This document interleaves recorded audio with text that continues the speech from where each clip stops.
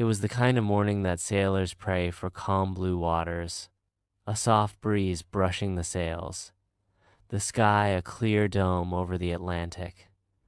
On December 4th, 1872, the crew aboard the British brig Dei Gracia spotted a ship in the distance, drifting quietly with her sails loose and tattered.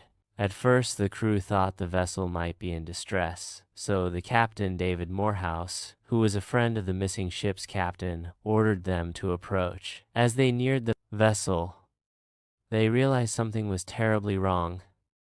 No signal from the deck, no flag to be seen, no movement on board, just silence. The ship was the Mary Celeste, a 282-ton brigantine that had left New York Harbor less than a month before.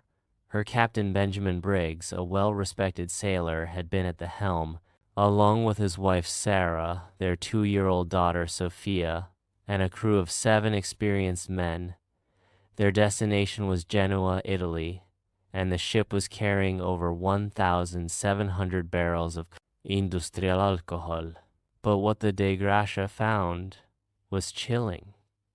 There was no one on board, not a soul, no signs of a struggle, no sign of damage to the hull or rigging.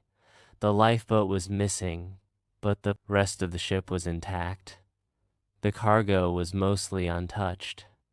The crew's belongings were still in their quarters. The food supply was ample. The galley had pots and pans laid out as if dinner had been interrupted halfway. Captain Morehouse sent a small boarding party. The men noted that the ship was seaworthy and in good condition. One of the sails had been slashed, the compass was damaged, the ship's clock was broken, the sextant and chronometer were missing, and the logbook had not been updated for 9 days.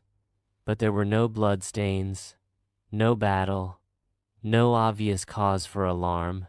What could cause a seasoned captain, his family, and a professional crew to vanish without a trace, leaving behind a ship still ready to sail? An investigation followed once the ship was towed to Gibraltar. Theories emerged one after another.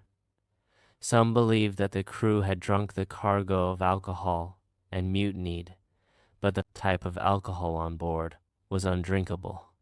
Others suspected pirates. Yet the cargo and the crew's valuables were all present untouched. One popular theory was that the alcohol barrels had leaked and the fumes had created a fear of explosion. Captain Briggs might have ordered an evacuation just as a precaution. Perhaps they intended to return once the danger had passed. But if that were the case, why didn't they return? Where did they go? What happened to the lifeboat? Why no floating remains? No messages in bottles. No distress signals. Some speculated about natural disasters. A waterspout, sudden sea quake, or rogue wave that forced them off the ship. Others suggested they may have encountered a foreign vessel and were taken hostage or killed. But no evidence ever emerged. Over time, the story of the Mary Celeste began to change shape, taking on the tones of a ghost story.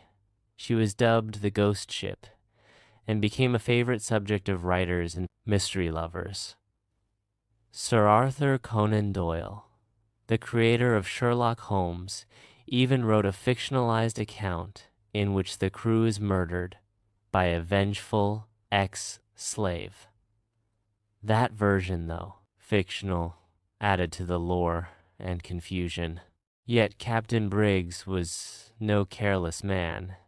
He was religious, deeply devoted to his family, and known for his discipline and moral character. He had carefully selected his crew for their experience and temperament. His wife, Sarah, was deeply committed to the voyage and had even written letters to family members expressing excitement about their journey. The crew included the first mate, Albert Richardson, an officer trained by missionaries and respected for his integrity. Why would such a man abandon his ship without a clear and imminent danger? One curious detail was the missing lifeboat. It was believed that the captain ordered the crew to lower it in a hurry, yet all signs showed the Mary Celeste was still safe from sinking.